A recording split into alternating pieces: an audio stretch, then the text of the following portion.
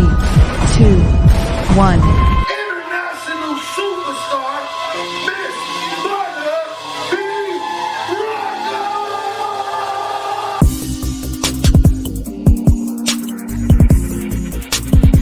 You are now tuned in to Butter B Rocker on Transparency Talks Podcast.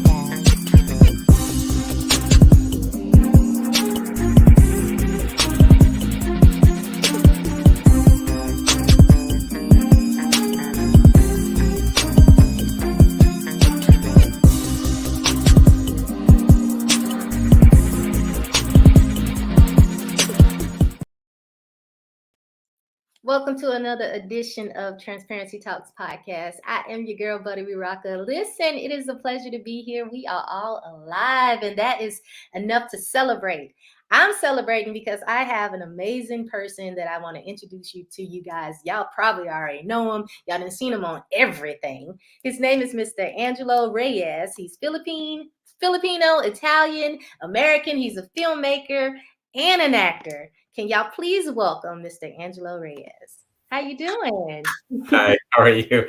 Thank you for having me. This is great. Thank you for being a part of the show. Absolutely. I'm very excited to interview you. I was telling you behind stage that one of the things when I received your bio and your picture, well, it actually wasn't even your bio at first. I saw the picture. And when I saw the picture, I said, I've seen him before because I just recently seen you on BMF. Yeah. So that was an interesting part when I first auditioned for that. And it was something that was really out of zone for me. You know, I never play that type of character because it wasn't much that they were requesting for, and it's something that said, you know, on the far spectrum, right? So I was like, all right, so who do I know that is like that? And I had a couple of friends, and you know, I started talking to them, and I was like, you know what, I'm just gonna keep it straight, and I started just talking like a robot, and it worked. I mean, it was so good. But it was fun. It was a fun project. I really enjoyed that. Did you get to meet 50 Cent? I think that's what he wasn't on. No, that day he wasn't on set. Yeah, I did have a we had a table read on Zoom, but yeah, that's the only time I got to meet him was during Zoom call. Okay. Well, I can tell you that the part that was the best part is when at the very end when you looked at him and gave him that look. Yeah, that was just like I thought he was gonna get busted, and I was so surprised that he didn't. So, which leads you to, like, you know, there's something else that's hanging that left. You know what I mean? Because the character's still there, and he looks back, and it's like, okay, so what else does he know? So because nothing ever happened to the character. So yeah, it was great. It was great. It definitely made it memorable for me. Yeah. Thank you. So can you give everybody a little bit of background, a brief background about yourself? Yeah, so I originally when I went to school for advertising design, creative design. So when I first started, I actually technically started in production. I was doing more of producing commercials, creative design, things like that. I started acting really in my early 20s when I was in New York. I was working for a magazine, and we were doing a TV show in combined with the magazine. And then one day they're like, "Oh, we need to host us an episode."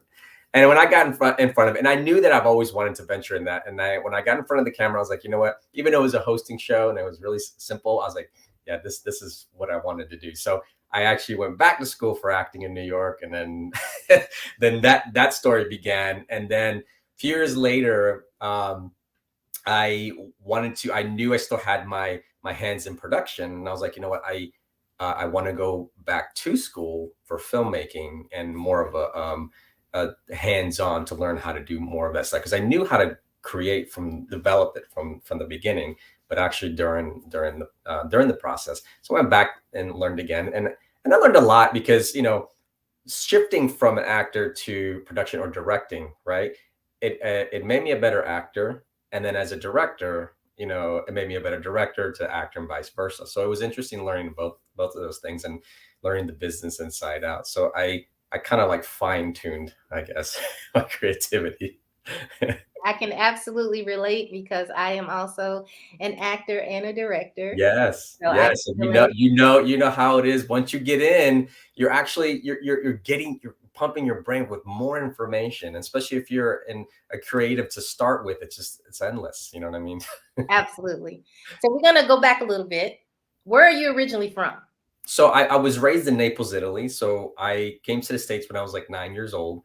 I did have to learn English when I came here, so I perfected my American accent very well. So my father, he's from the Philippines, so he joined the Navy. Obviously, he got stationed in Naples. So met my mother from Naples, Italy.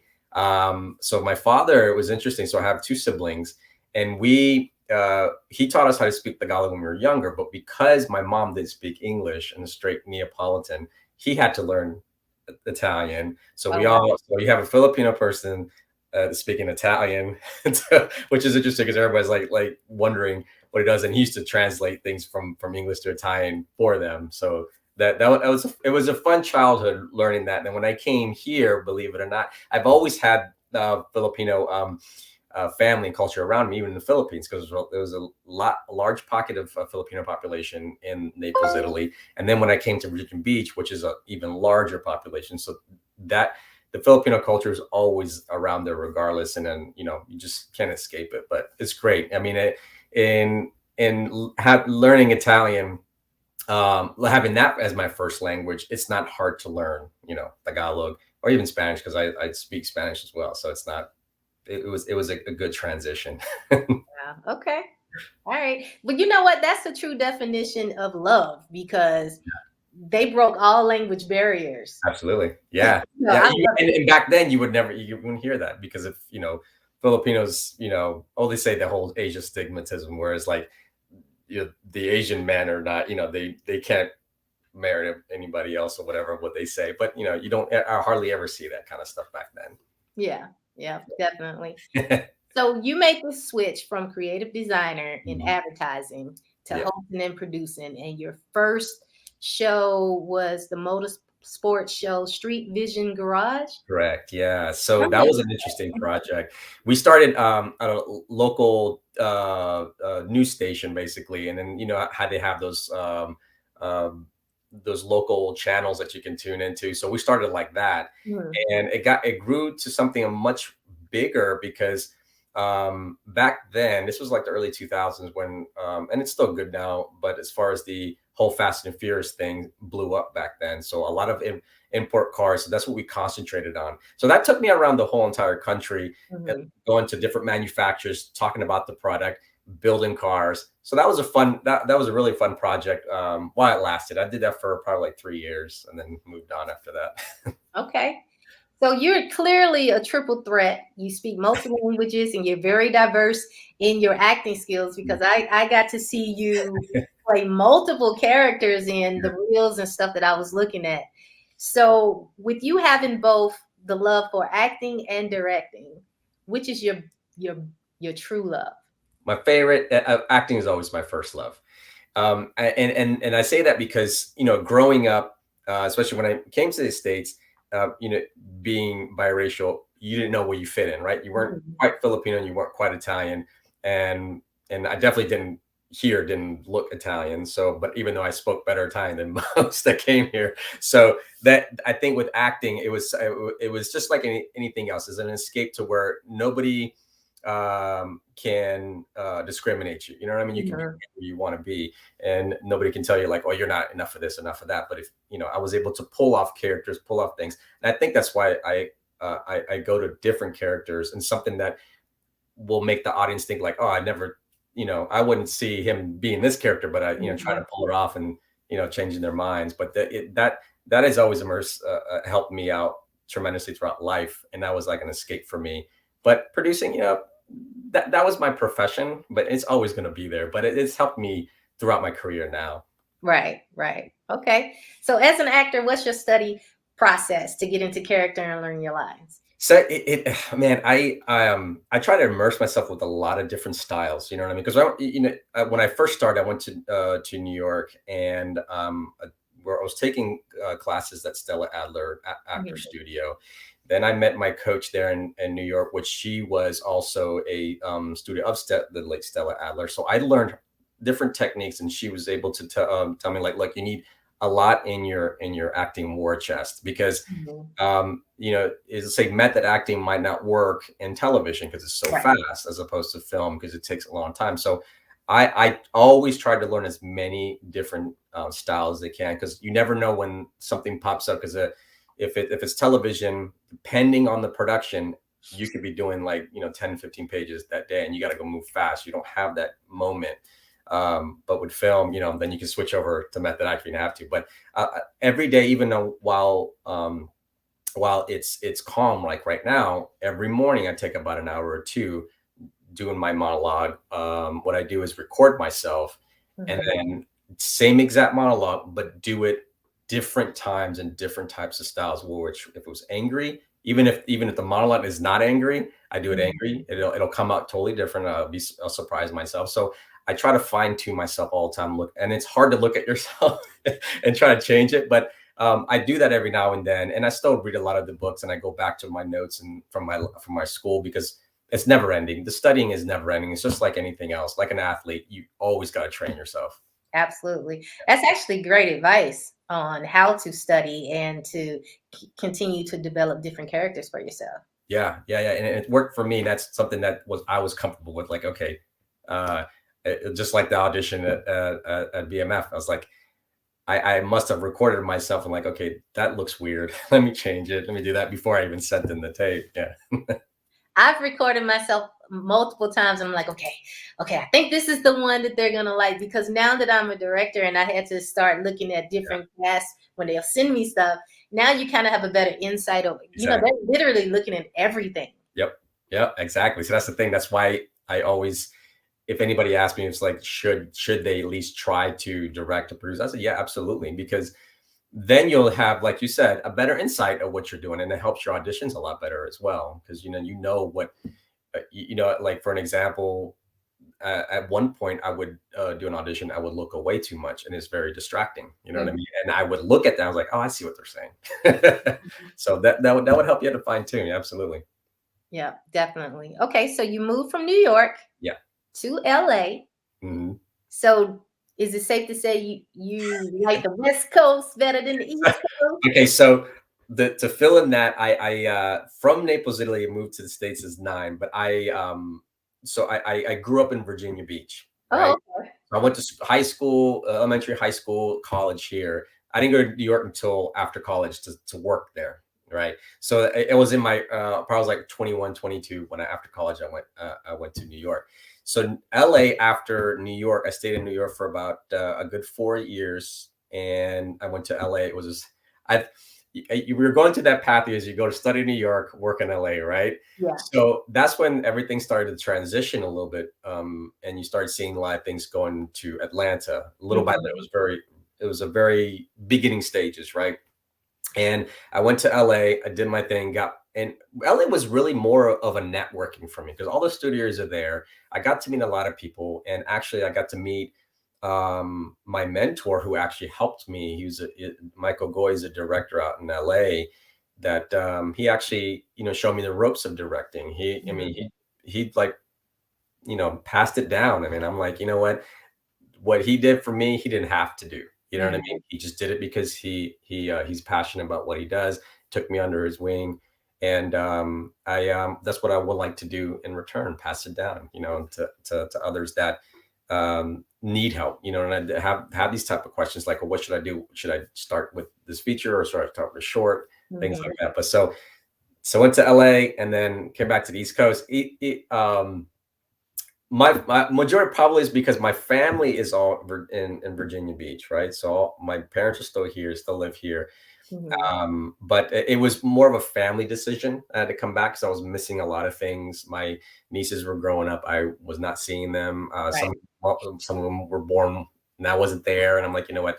And like I said, a lot of the industry was transitioning down to Atlanta. So even though you're in LA, you're still working down in Atlanta. So I was like, you know what? Let's figure out. And then after the pandemic, everything went into video. So it didn't really matter where you were at. So it fit right at the time. Okay, so you're in Virginia and I'm in Atlanta. Yeah, so you're not too far. Yeah. And I go to Virginia a lot. Yeah, yeah. I mean that the whole southeastern part, man, it's hot, man. Okay, so who influenced you as an actor? So actor, I've been looking at different. So I follow a lot of different people's careers. So I'm looking at Jeremy Strong in Secession. He's around my age, so I've seen what he's gone through, and I'm just like, okay, you know what, I can relate to that. So I'm watching his career. Ahmed in Sound of Metal. I'm watching his career too. So those are the people that I always watch. But one thing as far as that is relatable to me is Lou Diamond Phillips, just because he's Filipino, as half Filipino as well, like me, and he's gone through the ropes. He's pretty much my future. You know what I mean? He's gone through that because he's just the same as I am. You know what I mean? So I've always watched him and enjoyed his stuff and what he has done or what he had to do to get to where he had to be. But those are the top three that I'm watching very closely. Okay. So what set did you learn the most on? Believe it or not, when I was on Tyler Perry Studios, I learned about production, how fast. I mean, I just watching him go through pages like boom, boom, after the other. I was like, man, this guy has it like to a science, and it's worked out for him. And he's like, look at him, he's got this whole entire thing. It's like, you know what? If I was going to build a studio, I'll do everything that he has to do, because he really made it well. You know what I mean? And I admire that, and I watch it very close. And he's still a humble guy. You know what I mean? I'm just by the interaction that I had on set with him, just like a normal person. I'm like, you know, this is like the path that I would take if I have to go getting me a studio, production wise, everything. That's what I would look. But I would say, if anything, I would learn a lot from that just for the day that I stayed on there. Okay. Do you notice that as a director, when you go on sets, you tend to look at the behind the scenes of how people are doing things? Because I notice that's what I do now when I am on somebody else's set. Yeah. It's funny because I catch myself like looking at the cameras, seeing what he's got or she's got. And then I'm like, okay, so what are they doing? And I'm looking, and then everybody's like, what are you looking at? I said, oh, I'm sorry. I'm just, I'm just trying to see what's, it's like, okay, that's how they do it. Because I'm just learning more. I'm like, okay, this is how they did it. And I did it some other way. Right. But yeah, absolutely. Like you will, I'm sure you catch yourself watching everybody else and like mentally taking notes and stuff. Like, that's like free education, and you can't really and that. It really is. I dived right into when COVID hit. It was like I went from being a national recording artist, touring all the time, to okay, twiddling my thumbs. I need to figure out something. So I dive into. I don't do the short. I go straight for the feature. Yeah. It's like, what are you doing? Yeah, you went for the gold. You went straight. Yeah. Yeah. I'm still working on my feature, and I did so far. I did 3 shorts. The very last one was the one that in the last 2 I've learned much, and I put more effort, and like, okay, I fine-tuned the third one. The third one, what I decided to do instead of just making a short was write the feature out, right? And then create a short concept for it. It's still a short film, and I can still pitch it. And I don't give away too much stuff, but it gives me opportunity to do 2 things. Show that I can actually put something together, right? You know what I mean? Tell a story, and still promote my film at the same time without giving too much away from marketing. And I did that, and I used that concept. And now, mind you, from the beginning, I used what I learned as in production when I was, when I first started. So I was able to develop the development packet. So I did the numbers, financials, the schedules. Those are already been set. So now I have a big little development packet with a visual, with a little concept. And that's what I would pitch to studios. Like, I have everything ready. I just let you know, it's just like a business proposal. You know what I mean? I have everything, and you can count on me to do it. Yeah, excellent. Yeah. Yeah. So in 2015, you explored your talent as a director, your very first one. in your film Heartless. Now, this was a short. Can you give us Correct. a little synopsis about what it was about? Yeah. So, well, short. Heartless was my first as a producer. I didn't Okay. that one. So, that one was a friend of mine. He's out in Portsmouth, which is still in Hampton Roads area, the greater Hampton Roads area. So we got together, and I was like, and I did the lead actor on that one, and I learned a lot from that. And it's a thriller horror film slash horror. I don't do much of horror, but it's a story that he wrote, and I ended up producing it. But I learned a lot. It was my first one, and I learned like a lot what not to do, what to do. So that was a learning experience more than anything. You know what I mean? That was more of a Reservoir Dogs slash horror film type deal. So it was an interesting thing. It was a whole, my very first time doing something like that. So I learned that. After that, I did Groomed, which that was a couple years later, and I developed a human trafficking film. So a short concept film based on a true story in Virginia. So ever since then, a lot of my films or short film concepts have been about human impact stories, true stories. And what I do, I put Filipino characters in them. Now, they're not Filipino stories. I just add the Filipino characters in all the things that I do. As you should. I understand that. Yeah. You were recognized with the Rising Star Award for your film, short Yes. Groomed. What Yes. is Groomed about? So Groomed was the domestic human trafficking in Virginia. Okay. So I wrote that story is based on a true story. One of my friends that lives now she lives in Virginia as well. But she was trafficked up and down the East Coast by her husband. That she didn't know that he was a trafficker. So I learned a lot from that, and that made me open up my eyes on a lot of things because interviewing different victims and people that have been affected with human trafficking, domestic human trafficking, because a lot of people, when you think of human trafficking, is that international, they kidnap you, whatever, which does happen. But in my own backyard, a lot of that stuff could be your neighbor, could be, in one case, it was a sheriff, you know what I mean? It's people that you think that you're safe with. Right. You know what I mean? So it was an interesting story. It was an interesting project, and I learned a lot from that.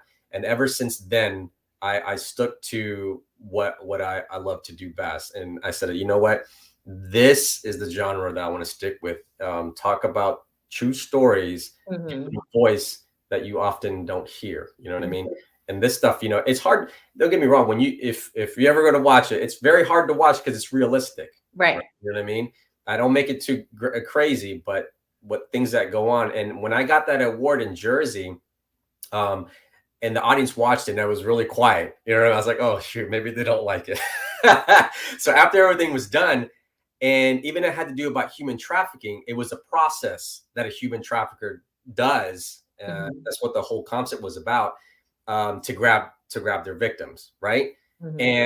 And what after the film was shown, everybody came up to us like, listen, I know it had to be for trafficking, but everything that you're talking about, my ex-husband used to do to me, or like the mental abuse that I've got, it was like, oh, you know what? You got all that stuff out of that. So I was like, okay, then I did my job. You know what I mean?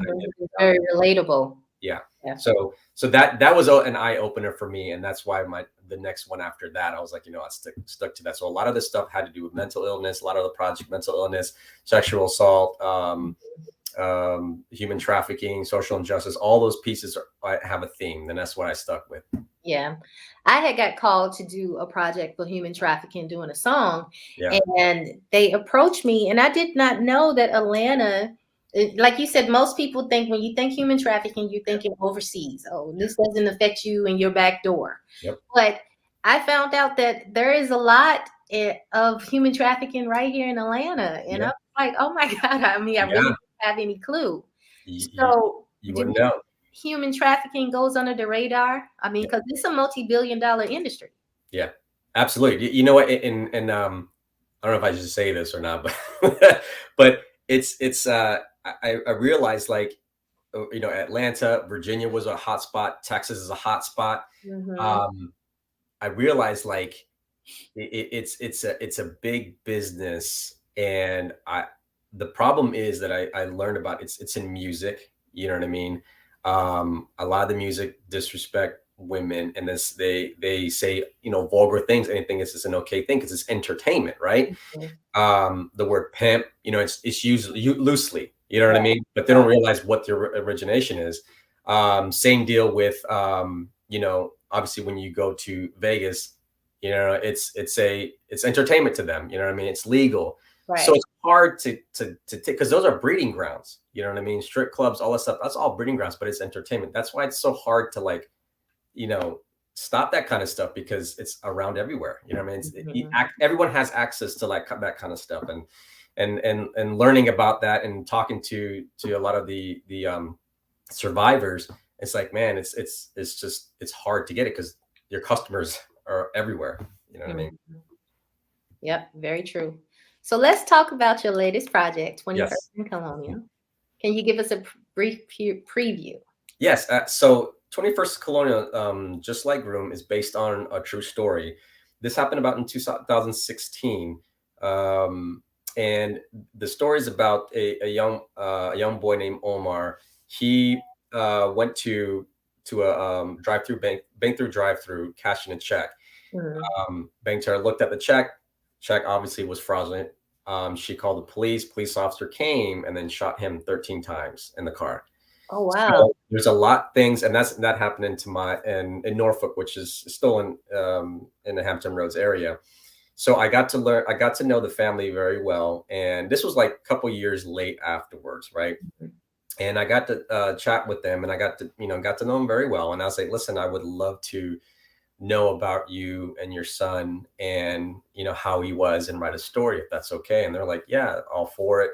So I spent 2 years just developing the story. I wrote the feature film for it. And same thing what I did with Groomed. I created a 15, about, this one was an 18-minute concept. And I quickly found out that, you know, 18 taking 90 minutes, put in 18 minutes was tough, because they, you know, doing 18 minutes and trying to give a story and giving a good message is very difficult. You know what I mean? It's hard because then I might miss a mark and people might not understand it. But it did well. So I took that, and that's what I pitched it to. So the story is about two individuals. So what I did was, like, instead of being I wanted to be non-biased, right? So I Mhm. don't want it to take sides of anything. So I made research of what I can find on the officer, and then took research what the parents had told me, and I made it into a parallel narrative. So the story it takes it in a 24-hour period. So you see two of the characters. They both are struggling with something, right? Mhm. So they go throughout their days, and as it goes, it starts to progress. You know, they start making their decisions. Some decisions are not right. You know what I mean? It might have a lot of consequences, and then they clash at the end. So Yeah. I always describe it as training day meets crash. You know, and so that's the feel and style, and I chose to make it very gritty, realistic. So a lot Mhm. of the camera movement was handheld, so Mhm. nothing's stuck, nothing. There's no jibs or no sticks on there, so it's moving quickly and it's fast. So it's almost resembling. I took the style of Catherine Bigelow, which that inspired me to style from her Hurt Locker. So it's very similar in style. Okay. It sounds really good. It sounds like you got both perspectives, and that's always a great thing to be able to show how both of them came in into that ending. Yes. But yeah, that's Yeah, and let make the audience make their decision. That's what I came Mhm. down to. Mhm. Mhm. Okay. So, how challenging is it to direct, act, and write and be in the film? Because I know that's tough. No, it is tough, but, you know, honestly, like it's a thrill. It keeps you on your toes. I mean, I love it. I know there's like there is a struggle with it, jumping back and forth. But the only thing that saved me, right, is my team. Mhm. So, if anything, you know, if there's any advice I would ever say is, like, always find a director of photography who's on the same page as you, because technically that's your eyes, right? Mhm. So we spent 6 months of preparation before shooting a short film. I know Wow. it's insane, but that was my first time that I'm like, this has to be right. Right. So she's out in LA. She's also Filipino, and we were just conversing over Zoom, and we're like, okay, this is how it's gonna. So I would go to the location, take pictures, and we send it back. We talk. So so I was very prepared with her. So when I got in front of the camera, she knew exactly what I was looking for. So I Mhm. didn't have to sit there and say, was I missing something, or was I trusted her because we spent 6 months going through this. So that's what really saved me is her. Okay. Okay. How important do you think it is to promote diversity and inclusion in films? Oh, I think it's super important.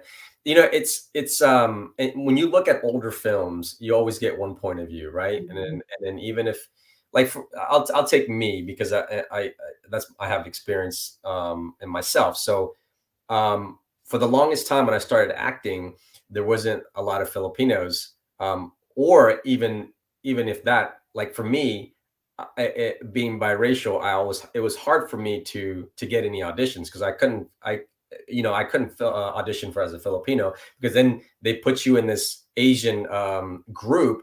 So Mhm. there's Chinese, Japanese, we don't look the same. You know what I Right. mean? And then Italian was hard because they had this already look of this New York Italian, and I Right. didn't fit the profile other than my nose, but I still had the slanted eyes. So it was really hard. So I think even for myself was hard, but I think with the diversity, more people of color in on the screen, and you see it gives you more opportunities, more creativity, more different stories, different background stories. There's just so many of them. I could tell Mhm. you my background story all day long, and somebody might, that is also just like me is like, oh yeah, I can relate to that. Just like anything else, the Filipinos, when you see them on screen and they're wearing, they're eating the type of food, like I can relate to that, and Mhm. but that's important just because it develops, it creates a bigger story. And especially now with all the new streaming platforms, we need more context. We need more stories. We need diverse stories. And America is a big, diverse pot. And it's just like not anything. Because for an example, when you go to Italy, you know what an Italian is. You go to Right. France, you know what a French person is. In America, you don't know what American looks like. You know what I mean? It's a big melting pot. Very true. What advice can you give upcoming actors and directors from different ethnic backgrounds looking to pursue their dreams? So I have always, and it's getting better now as far as diversity, but we still have a long way to go. There's a lot more stuff to do, but the stick to your craft and just keep training. Now, always find a mentor to me, like for my example, I found a director who was also Asian and I can relate to, and Mhm. found him or her, and and who knows the ropes. Always find someone, because that person will take you to places that you can't get into. You know what I Mhm. mean? And these, sometimes it could be a manager, it could be a talent agent, but find someone in the production. It could be first AD that's just like you, that has already been there, and you won't make as many mistakes that you initially will do. But that's so important, is always try to find a mentor. It's like I call it your advisory board, Mhm. to your career. So that's super important to find a mentor. And if when you get there, you mentor someone, you find someone to mentor, and you bring in. That's how you start developing better talent, better opportunities. But it's super important. Craft and mentorship, you got to find them, and it's easy. It's free. It doesn't take any money to do that. Yeah, that's some good stuff. Yeah. So, how did COVID impact your career, good and bad? I think obviously when the jobs stopped coming in, that was bad. But I think it helped a lot of creatives to get more creative. You know what I Yeah. mean? So I think at that time I had so many stories in my head that I wanted to do, but then everybody had the opportunity to. So the lockdowns actually got me to the point to where, okay, I've created enough stories that will probably keep me busy when everything opens up. So that's helped me a lot. And I don't like to write and I don't like to read. So I had to push myself to do it. But I became a better reader and I became a much better writer than I was before. But even in that case, I found a mentor for writing as well. That has many years in writing, and I just followed what their path and what they had to do. But yeah, COVID's had me writing more, so it gave me a better opportunity. Definitely. So how can people reach you? So I have my main website, which is just angeloreyes.com, simple. And then Instagram is angeloreyes_com. So it's basically angeloreyes.com. So any of those two, that I put most of my projects and my information on Instagram and angeloreyes_com. And are you with an agency? Are you? I am. So in Atlanta, I'm with a Purvis talent agency. Then I do have a New York agency, and then I have one in Atlantic. But Purvis agency is my main in Atlanta. Okay.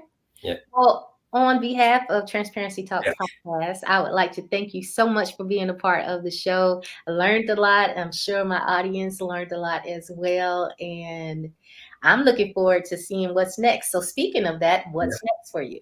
So right now, other than auditioning, obviously, because acting is my first love, I'm working on the next project, short concept.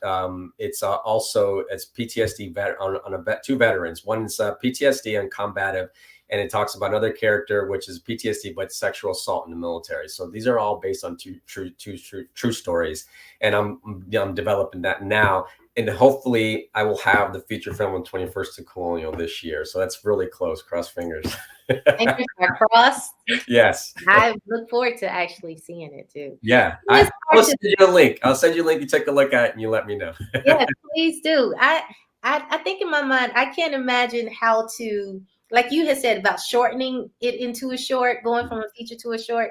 Yeah. I think the reason why I dove into the feature first is because I don't know how to make it short. Like, yeah, it's tough. Story.